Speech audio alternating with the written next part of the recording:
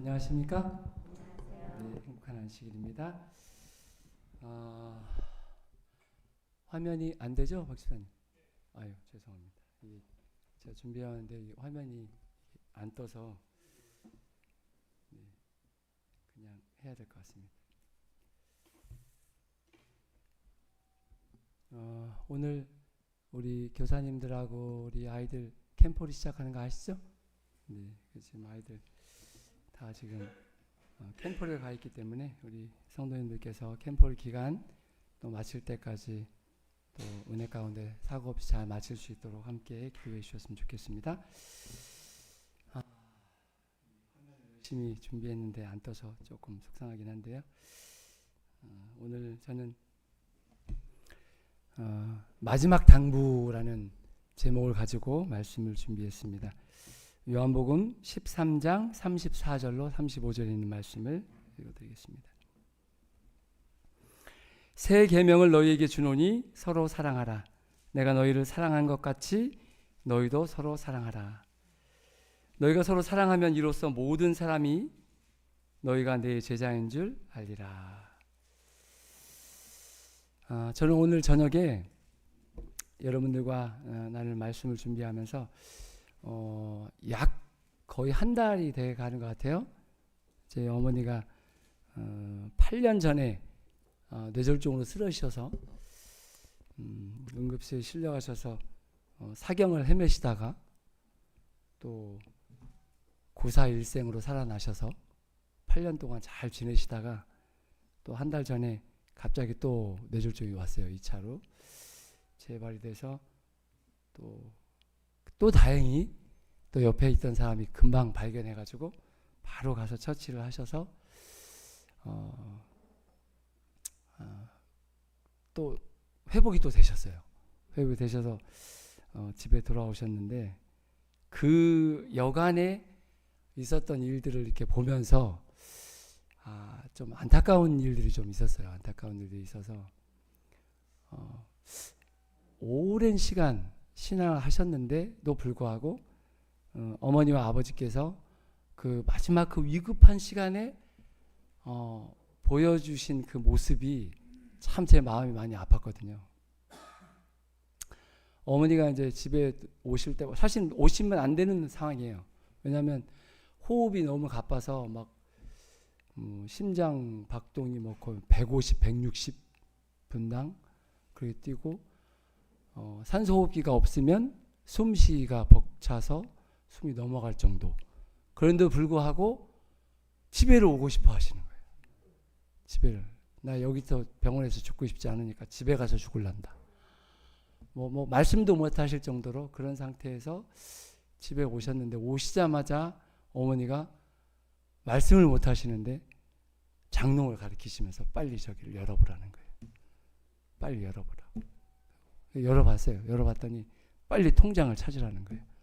통장을 찾아서 빨리 내가 살아있을 때 너희들 이거 찾아갖고 빨리 나눠 가지라는 거예요. 그 모습을 보면서 어머니하고 아버지가 이 마지막 순간에 이 돈에 대해서 이렇게 막 이렇게 하는 것을 보면서 좀 마음이 좀 많이 아팠어요.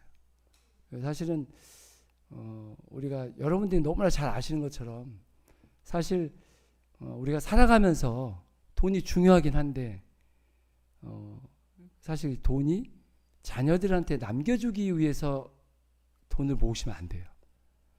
여러분들이 많이 보신 것처럼 돈이 때로는 형제들과의 안 좋은 일들이 많이 일어나잖아요.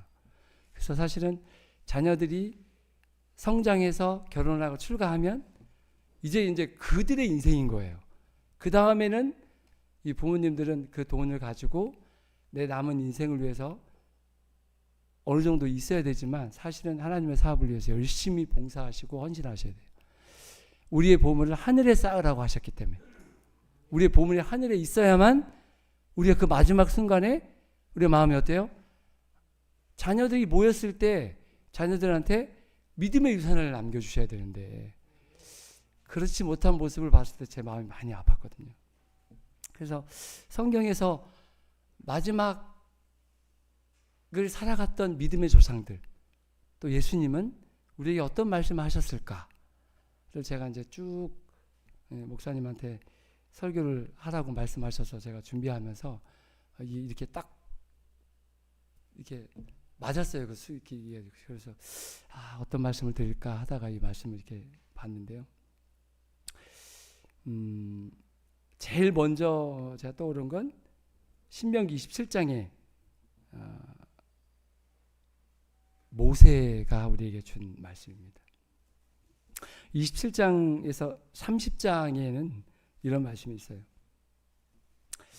모세가 이제 오랜 시간 그들을 인도해 오다가 하나님의 부르심으로 인해 헤어져야 할 시간이 가까이 이르자 온 백성을 요르단 동쪽 여리고 맞은편에 위치한 모압 평지에 온 이스라엘 백성을 모이게 합니다.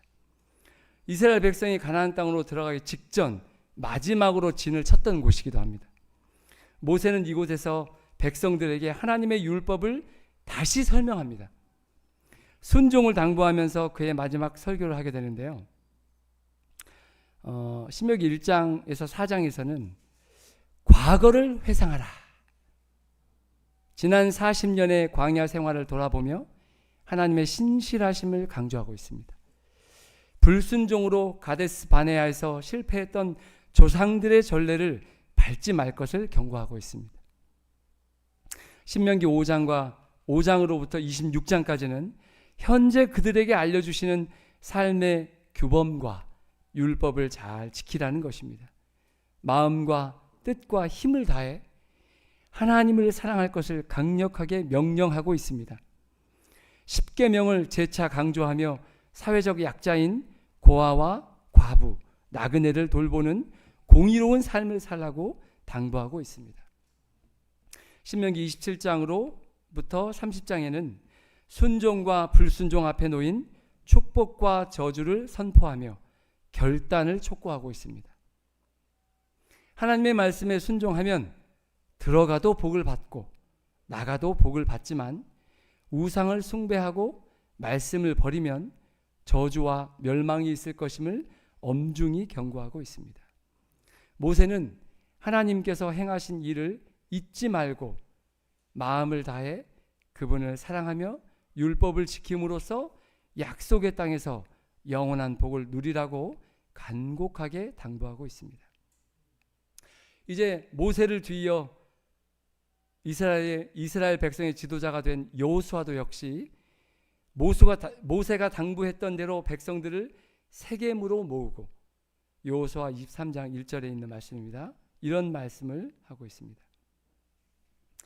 여호와께서 이스라엘의 사방 대적을 다 멸하시고 안식을 이스라엘에게 주신 지 오랜 후에 여호수아가 나이 많아 늙은지라. 8절입니다. 오직 너희 하나님 여호와를 친근히 하기를 오늘날까지 행한 것 같이 하라. 친하다는 의미가 뭐죠?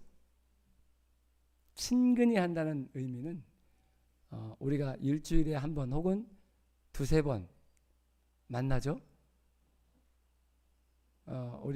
사실은 우리 형제들을 1년에 한 대여섯 번 봅니다. 근데 우리 성도님들 몇 번 뵙죠? 네. 형제들은 5, 6번 밖에 못 봐요, 1년에. 근데 우리 성도님들은 1년에 100번 이상을 봅니다. 그 이상도 보게 돼요. 어떤 애경사가 있으면, 그죠? 친근하다는 건 그런 것 같아요. 얼굴 잊어버리지 않을 만큼 자주 보고, 자주 같이 밥도 먹고, 같이 놀러도 가고, 같이 대화도 나누고. 하나님이 그런 것 같습니다. 우리가 여러분들 아마 아침 저녁으로 조석으로 때로는 다니엘처럼 하루에 3번씩 시간을 정해놓고 기도하시죠? 우리가 하나님을 대하는 것이 이런 것 같아요. 친근히 하는 것이 자주 내가 필요할 때만 하나님을 찾는 것이 아니고 항상 하나님을 찾는 것이죠. 여호수아 24장 14절입니다. 그러므로 이제는 여호와를 경외하며 성실과 진정으로 그를 섬길 것이라. 너희의 열조가 강 저편과 애굽에서 섬기던 신들을 치워버리고 여호와만 섬기라. 15절입니다.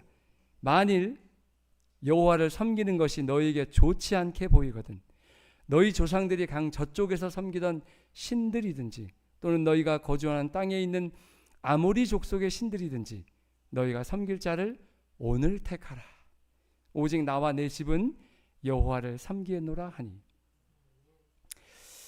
요즘 아침으로 통독하고 있는 신약에서 감옥 속에서도 교회를 사랑하는 사도 바울의 애정이 듬뿍 담긴, 그러면서도 거짓 기별을 받아 교회를 혼란하게 만드는 성도들과 교회를 진리의 말씀으로 잘 섬기고 지도하라는 마지막 당부의 말씀들은 오늘날 우리들에게도 깊은 통찰력과 분별력을 엿볼 수 있습니다.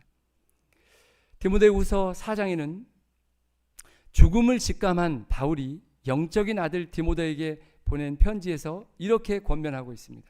4장 2절입니다. 너는 말씀을 전파하라. 때를 얻든지 못 얻든지 항상 힘쓰라.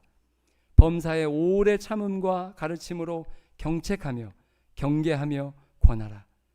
디모데후서 4장 6절로 7절에 있는 말씀입니다. 전제와 같이 내가 벌써 부어지고 나의 떠날 시각이 가까웠도다. 나는 선한 싸움을 싸우고 나의 달려갈 길을 마치고 믿음을 지켰으니 이제 후로는 나를 위하여 의의 면류관이 예비되었으므로 주 곧 의로우신 재판장이 그날에 내게 주실 것이며 내게만 아니라 주의 나타나심을 사모하는 모든 자에게 도니라. 이 사도 바울의 이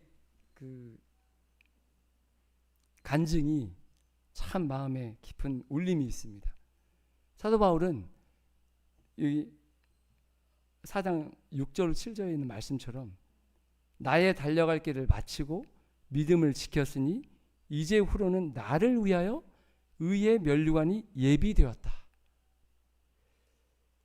주 곧 의로우신 재판장이 그날에 내게 주실 것이며 내게만 아니라 주의 나타나심을 사모하는 모든 자, 우리에게까지 그것이 다 준비되었다는 겁니다. 우리가 신앙을 할 때 구원에 대한 확신을 가지고 이 자리에 앉아 계시잖아요. 나는 하늘에 갈 것이고 하나님은 나를 하늘에 데려가실 것이다. 구원의 기쁨과 확신을 가지고 우리가 하루하루를 삽니다. 이러한 확실한 믿음이 우리 가운데 있을 때 우리의 주변에 있는 사람들은 우리를 보고 뭘 느낄까요? 우리가 많이 가졌기 때문에 행복한 것이 아니고 아무것도 없을지라도 행복한 모습, 감사한 모습, 나누는 모습을 통해서 그들은 우리에게서 예수님을 볼 수 있을 것입니다. 바울은 맡겨진 사명을 완수하고 다음 세대에게 복음의 바통을 넘겨주는 숭고한 신앙의 모습을 통해 끝까지 충성할 하나님의 마음과 합한 자였던 또 다른 믿음의 또 노덕을 우리가 볼 수 있겠습니다.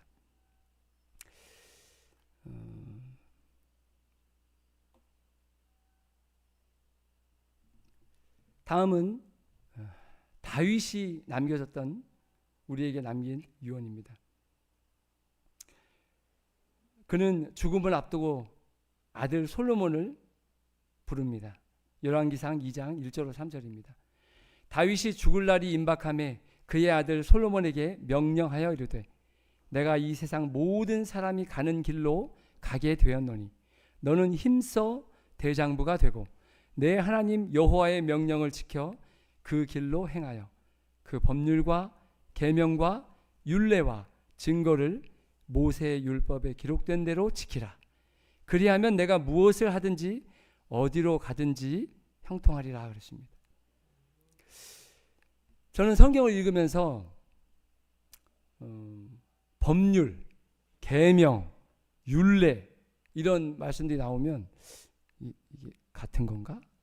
그런 생각을 가지고 있었는데요. 이번에 이제 말씀을 준비하면서 찾아봤어요. 법률, 계명, 율례, 증거. 이건 무슨 뜻을 가지고 있을까? 첫째, 법률은 히브리어로 원어는 미쉬파트입니다. 사법적인 판결이나 재판의 기준, 공의를 의미합니다.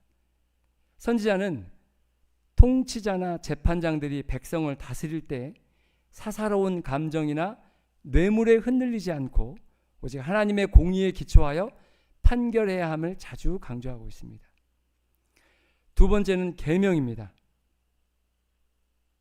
계명을 하나님의 품성의 사본이자 심판 때의 모든 인류의 품성을 재는 표준이라고 엘렛 화이트 부인은 말씀하고 있습니다. 인간이 하나님과 이웃에 대해 마땅히 지켜야 할 가장 근본적이고 변함없는 영원한 의무를 의미합니다. 세 번째는 율례입니다. 이것은 생활과 예배를 위한 구체적 규례입니다. 도덕법의 원칙들을 일상생활, 종교의식, 그리고 사회 질서에 구체적으로 적용하기 위해 제정된 시민법과 의문법을 뜻합니다. 의문법은 예수님 십자가에 돌아가시면서 폐했죠. 제사제도가 폐해졌습니다.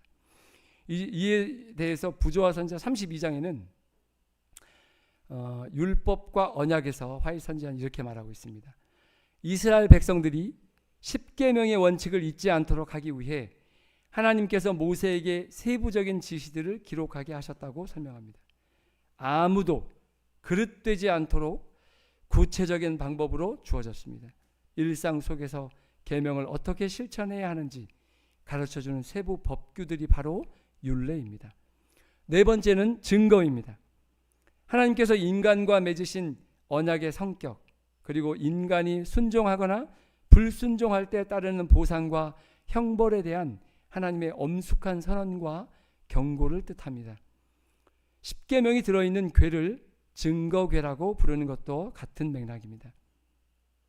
증거는 하나님의 백성들이 죄에 빠지거나 길을 잃을 때마다 선지자들을 통해 보내시는 경고, 책망, 그리고 위로의 메시지를 포괄합니다.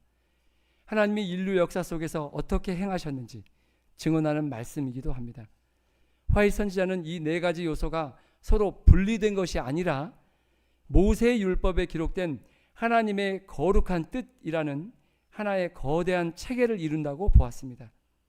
계명이 신앙의 중심의 뼈대라면 율례는 그것을 삶에 적용하는 살과 같고, 법률은 사회적 관계 속에서 공의를 실현하는 도구이며, 증거는 이 모든 법을 주신 하나님과의 언약 관계를 상기시키는 확증입니다.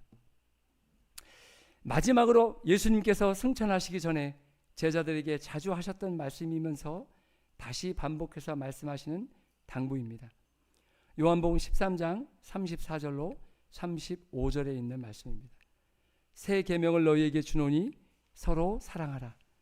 내가 너희를 사랑한 것 같이 너희도 서로 사랑하라. 너희가 서로 사랑하면 이로써 모든 사람이 너희가 내 제자인 줄 알리라. 이 말씀에 대하여 선지자는 시대의 소망에서 요한복음 13장 34절을 왜 새 계명인지를 설명하고 있습니다. 이미 예수님께서 이 세상에 오시기 전에 이 계명은 있었습니다. 십계명에 내 이웃을 내 몸과 같이 사랑하라. 제자들은 지금까지 진정한 사랑이 무엇인지 온전히 알지 못했습니다. 예수님의 공생애와 자아를 희생하신 죽음을 통하여 사랑에 대한 완전히 새로운 개념을 깨닫게 되었습니다. 예수님은 내가 너희를 사랑한 것처럼 너희가 서로 사랑하지 않았기 때문에 이 계명이 새로운 것이라고 말하고 있습니다. 믿음의 형제들이 서로 사랑하는 모습이 세상에 보여줄 가장 강력한 설교입니다. 그리스도의 고별의 말씀이 성취될 때, 곧 그분이 세상을 사랑하신 것처럼 우리가 세상을 사랑할 때 우리에게 주신 그분의 사명이 성취될 것입니다. 단상에서 우리는 많은 설교를 듣습니다. 그러나 우리가 들은 설교들을 우리는 금방 까먹습니다. 그 설교대로 살기 위해서는 오늘 예수님께서 우리에게 주신 마지막 당부의 말씀을 기억해 주셨으면 좋겠습니다. 믿음의 형제들이 서로 사랑하는 모습이 세상에 보여줄 가장 강력한 설교이다. 우리가 많은 말로 예수님을 믿으라고 말할 수도 있습니다. 그러나 아무 말 없이 우리는 그들에게 설교할 수 있습니다.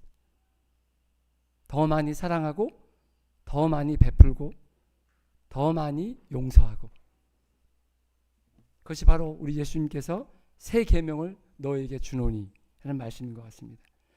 선지자는 마음속에 이 사랑을 품고 행하는 자들이야말로 우리 마음속에 하늘이 있기 때문에 하늘에 적합한 자가 된다고 했습니다.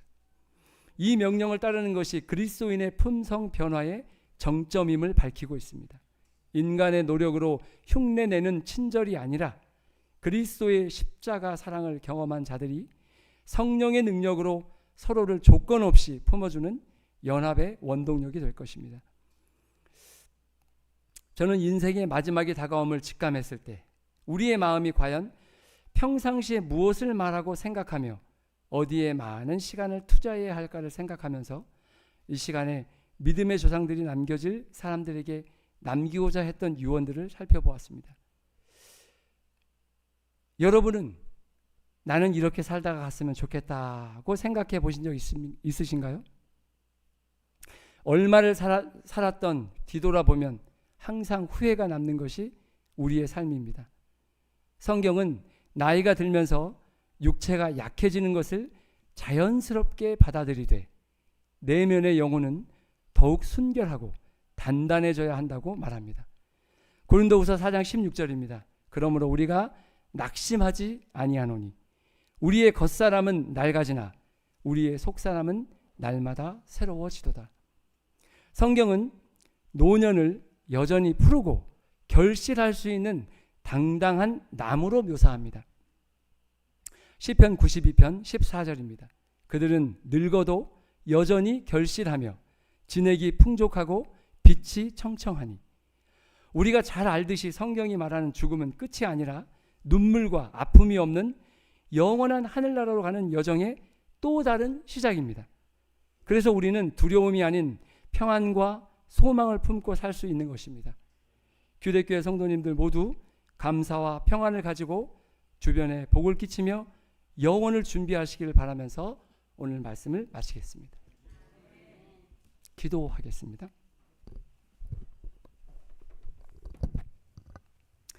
하늘에 계신 우리 아버지 하나님, 오늘 이 시간 저희에게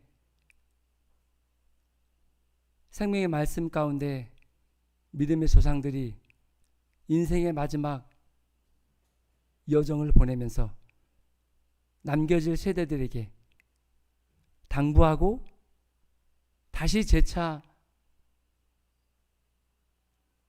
설교하고 주신 귀한 말씀들을 오늘 살펴보았습니다. 아버지 하나님, 우리가 이 땅을 사는 동안 우리의 삶이 참 많이 버겁고 힘들지만 주님께서 우리에게 말씀하셨습니다. 서로 사랑하라. 나누고 베풀어라. 용서해라.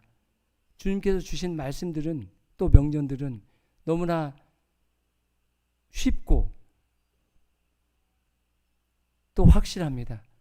이 쉽고 확실한 말씀들을 우리가 지나치지 않도록 기억하여 순종할 수 있도록 주님 도와주시옵소서. 이 자리에 모인 사랑하는 교대교회 모든 성도님들 가정마다 주님 축복해 주시고 날마다 하나님과 동행하면서 하늘 갈 준비, 이 땅이 우리의 집이 아닌 잠깐 들렀다 지나가는 나그네 인생임을 기억하고 우리에게 주어진 것들 하나님께 또 하나님의 사업에 돌려드리며 열심히 사랑하며 살아가는 성도들 될 수 있도록 주님 축복해 주시옵소서. 이 시간 예배를 마치고 저희들 각자 집으로 돌아갈 때 저희의 길을 지도해 주시고 인도해 주셔서 안전히 도착할 수 있도록 축복해 주시고 내일 돌아오는 아침 기쁜 마음으로 하나님의 전을 감사한 마음으로 또 전을 찾을 수 있도록 주님 축복해 주시옵소서. 이 안식일 내내 회복과 감사와 거룩함이 주의 사랑하는 자녀들 위해 머물 수 있도록 성령 하나님 함께 해 주옵소서. 예수님의 이름으로 기도합니다. 아멘.